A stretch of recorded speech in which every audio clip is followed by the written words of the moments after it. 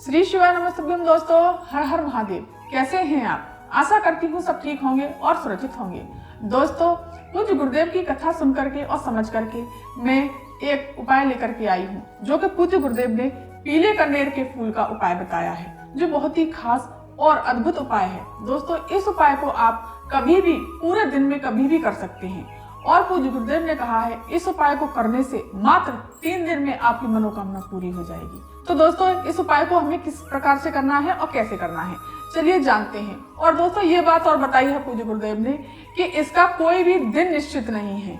ये उपाय आप किसी भी दिन किसी भी पल कर सकते हैं। चलिए जानते हैं। आपको क्या करना है, ये कनेर का फूल कहीं भी चढ़ा हुआ मिल जाए आपको शिव मंदिर जा रहे हो, आप जल चढ़ाने जाते हो, पूजा करने जाते हो या कोई भी दर्शन करने के लिए जाते हो शिव मंदिर, और आपको ये कनेर का फूल शिवलिंग पर कहीं भी रखा मिल जाए, यहाँ रखा मिल जाए, यहाँ रखा हुआ मिल जाए, यहाँ चढ़ा हुआ मिल जाए या यहाँ पर शिवलिंग के पास मिल जाए, कहीं भी शिवलिंग के आसपास या शिवलिंग पर चढ़ा हुआ मिल जाए तो बहुत ही अच्छा है, बहुत ही उत्तम माना जाएगा। दोस्तों, ये इस प्रकार से कहीं भी पीला कनेर का फूल मिल जाए आपको, कभी भी आप मंदिर जा रहे हैं जल चढ़ाने या किसी भी तरह से, तो आपको वो कनेर का फूल भगवान के चरण छूते हुए इस कनेर के फूल को उठा लेना है।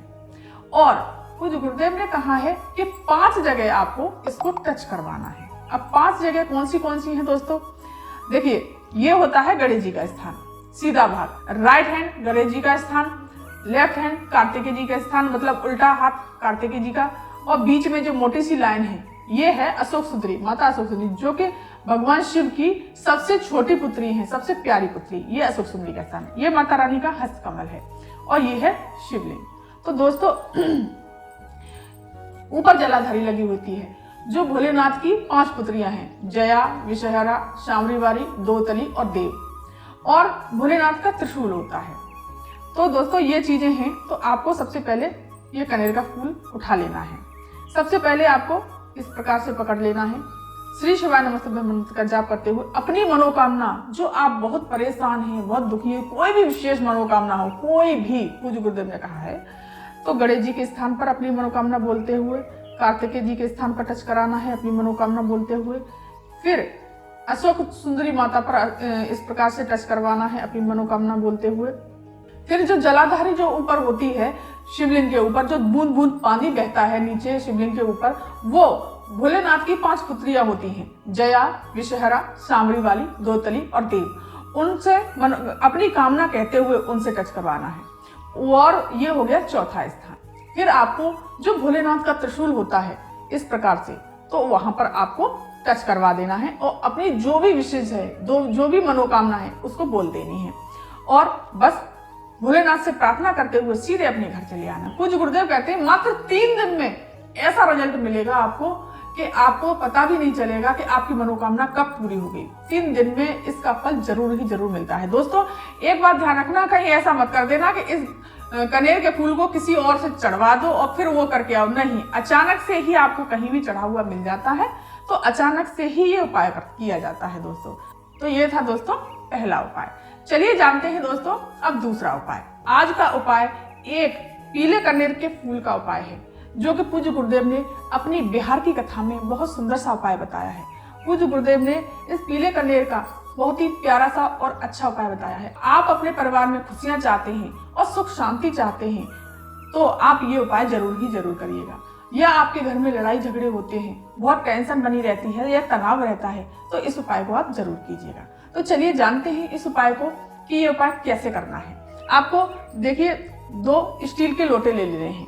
दोस्तों, अगर आपके पास तांबे के कलश हैं दोनों, तो आप वो ले लीजिए, नहीं तो आप स्टील के लोटे भी ले सकते हैं। इसमें जल भरना है आपको अपने घर से, और इसमें थोड़ा थोड़ा गंगा जल डाल लीजिए। इस प्रकार से आपको गंगा जल डाल लेना है, थोड़ा मीठा डाल लेना है इस तरह से, और एक कनेर का फूल ले लेना है। आप जो सामग्री पूजा की ले जाते हैं पूजा करने के लिए वो ले लीजिए, और दीप ले लीजिए, धूप ले लीजिए। आपको सीधे पहुंच जाना है देवाधिदेव महादेव के मंदिर पहुंच करके आपको उत्तर दिशा की तरफ मुख करके बैठ जाना है। इस तरह से बैठ जाना है। फिर आपको जो पीला जो कनेर लेकर के गए हो आप, तो इसको 3 जगह टच कराना है। आप 3 जगह कौन सी है चलिए जानते हैं। सबसे पहले आपको इस फूल को टच करवाना है अपनी मनोकामना बोलते हुए और अपने संकटों को बोलते हुए और अपनी घर की खुशियां चाहते हैं उसके लिए बोलते हुए अशोक सुंदरी वाले स्थान पर, जो माता अशोक सुंदरी का स्थान है यहाँ पर, ये मोटी सी लाइन है, इस जगह पर आपको टच कराना है। ये माता अशोक सुंदरी भोलेनाथ की सबसे छोटी पुत्री, सबसे प्यारी पुत्री है। यहाँ पर टच करवाने के पश्चात में आपको माता रानी के हस्तकमल पर, ये कटी भाग जो है ये माता रानी का हस्तकमल है, इस तरह से आपको यहाँ टच करवाना है। यहाँ टच करा करके आपको सीधे इसको शिवलिंग के ऊपर समर्पित कर देना है। फिर ये समर्पित करेंगे तो एक बार ध्यान रखना दोस्तों, डंडी का, इस फूल की डंडी का भाग जलाधारी की तरफ, अशोक सुंदरी माता की तरफ होना चाहिए, इस तरह से, जैसे मैंने ये चढ़ाया है, समर्पित किया, इस तरह से आपको। और जो आप जल लेकर के गए हो दोनों पात्रों में, इस तरह से ये दोनों जल के लोटे आपको इस तरह से समर्पित करने हैं, श्री शिवाय नमस्तुभ्ये मंत्र का जाप करते हुए और अपनी मनोकामना बोलते हुए। इस तरह से आपको दोनों को समर्पित कर देना है धीरे धीरे, इस तरह से, और अपनी मनोकामना बोल देनी है। आपको इस तरह से दोनों लोटे सारे जल समर्पित कर देना है। आप चंदन लेके गए हो, चंदन त्रिपुंड बना दीजिए, श्री शिवाय नमस्तुभ्ये मंत्र का जाप करते हुए इस तरह से आपको त्रिपुंड बना देना है। चावल समर्पित कर देने हैं इस प्रकार से।